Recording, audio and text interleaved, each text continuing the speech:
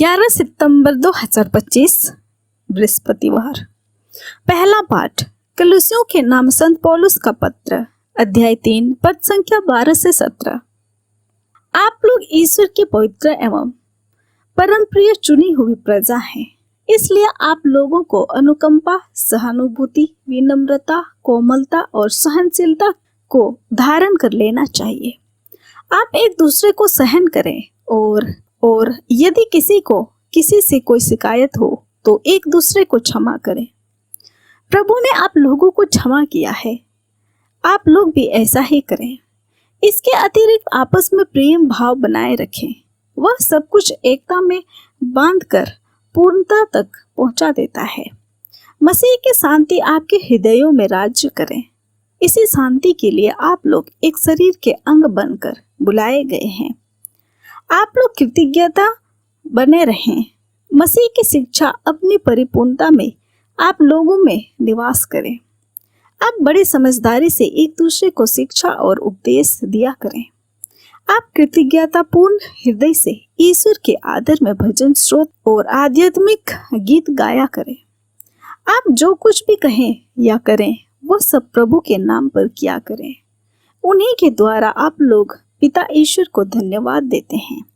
यह प्रभु की वाणी है। ईश्वर को धन्यवाद। भजन अनुवाक्य। सभी प्राणी प्रभु की स्तुति करें। प्रभु के मंदिर में उसकी स्तुति करो, उसकी महिमामय आकाश में उसकी स्तुति करो। उसके महान कार्यों के कारण उसकी स्तुति करो, उसके परम प्रताप के कारण उसकी स्तुति करो। अनुवाक्य। सभी प्राणी प्रभु की स्तुति करें। तू ही फूंकते हुए उसकी स्तुति करो, वीणा और सितारा बजाते हुए उसकी स्तुति करो, ढोल बजाते हुए और नृत्य करते हुए उसकी स्तुति करो, तानपुरा और बांसुरी बजाते हुए उसकी स्तुति करो। अनुवाक्य।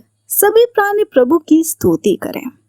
झांकों की ध्वनि पर उसकी स्तुति करो, विजय की झांकों को बजाते हुए उसकी स्तुति करो। सभी प्राणी प्रभु की स्तुति करो। अनुवाक्य। सभी प्राणी प्रभु की स्तुति करो। जय घोष। हालेलुया। यदि हम एक दूसरे को प्यार करते हैं तो ईश्वर हम में निवास करता है और ईश्वर के प्रति हमारा प्रेम पूर्णता प्राप्त होता है। हालेलुया। संत लूकास के अनुसार आज का पवित्र सुसमाचार, अध्याय 6, पद संख्या 27 से 38। यीशु ने अपने शिष्यों से यह कहा, मैं तुम लोगों से जो मेरी बात सुनते हो कहता हूँ, अपने शत्रुओं से प्रेम रखो, जो तुमसे पैर करते हैं उसकी भलाई करो, जो तुम्हें साथ देता है उनको आशीर्वाद दो, जो तुम्हारे साथ दुर्व्यवहार करते हैं उसके लिए प्रार्थना करो, जो तुम्हारे एक गाल पर थप्पड़ मारता है दूसरी भी उसके सामने कर दो, जो तुम्हारी चादर छीनता है उसे अपनी क्रूरता भी ले लेने दो, जो कोई तुमसे मांगे उसे दे दो और जो तुमसे तुम्हारा अपना छीन ले उसे वापस मत मांगो। दूसरों से अपने साथ जैसे व्यवहार चाहते हो तुम भी उनके साथ वैसे ही व्यवहार क्या करो।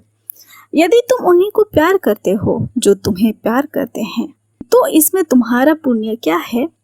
पापी भी अपने प्रेम करने वालों से प्रेम करते हैं। यदि तुम उन्हीं की भलाई करते हो जो तुम्हारे भलाई करते हैं तो इसमें तुम्हारा पुण्य क्या है? पापी भी ऐसा करते हैं। यदि तुम उन्हीं को उधार देते हो जिनसे वापस पाने की आशा करते हो तो इसमें तुम्हारा पुण्य क्या है? पूरा वापस पाने की आशा में पापी भी पापियों को उधार देते हैं, परंतु अपने शत्रुओं से प्रेम रखो, उनकी भलाई करो और वापस पाने की आशा न रखकर उधार दो।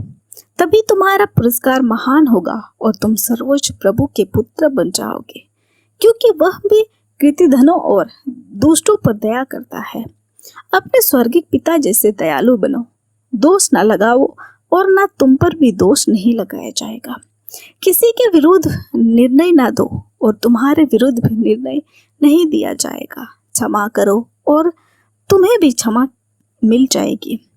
दो और तुम्हें भी दिया जाएगा। दबा दबा कर, हिला हिला कर भरी हुई, ऊपर उठी हुई पूरी की पूरी नाप तुम्हारी गोद में डाली जाएगी, क्योंकि जिस नाप से तुम नापते हो उसी से तुम्हारे लिए भी नापा जाएगा। यह हमारे प्रभु यीशु ख्रिस्त का सुसमाचार है। ख्रिस्त की जय। तो आइए आज के पाठ पर थोड़ा सा मनन चिंतन करते हैं। माता पिता अपने बच्चों से प्रेम करते हैं और कुछ हद तक प्रेम करना हम अपने माता पिता या परिवार से ही सीखते हैं, लेकिन संसार या परिवार का प्यार सीमित रहता है। प्रभु यीशु हमें असीमित प्यार करना सिखाते हैं, क्योंकि वे स्वयं असीमित प्यार करते हैं। अक्सर देखा जाता है कि लोग अपने से या जो उनसे अच्छा व्यवहार करते हैं उन्हीं से प्रेम या अच्छा बर्ताव करते हैं, परंतु प्रभु यीशु सिखाते हैं कि न केवल अपनों से प्रेम परंतु अपने शत्रुओं से भी प्रेम करो। जो तुमसे बैर करते हैं उसकी भलाई करो, जो तुम्हें साथ देते हैं उनको आशीर्वाद दो, जो तुम्हारे साथ दुर्व्यवहार करते हैं उनके लिए प्रार्थना करो।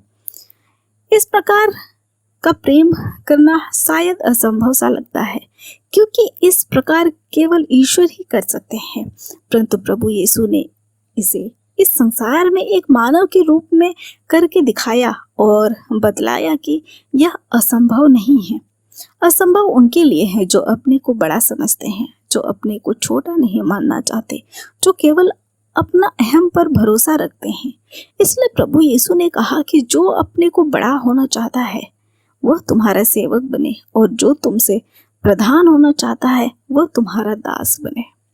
जो प्रभु की शिक्षा के अनुसार प्रेम करता है उसमें ईश्वरत्व झलकता है और वह ईश्वरता की ओर अग्रसर होता है। यीशु ने भी यही कहा है, पूर्ण बनो जैसे कि तुम्हारा स्वर्गीय पिता पूर्ण है। आमीन। आप सभी को जय यीशु।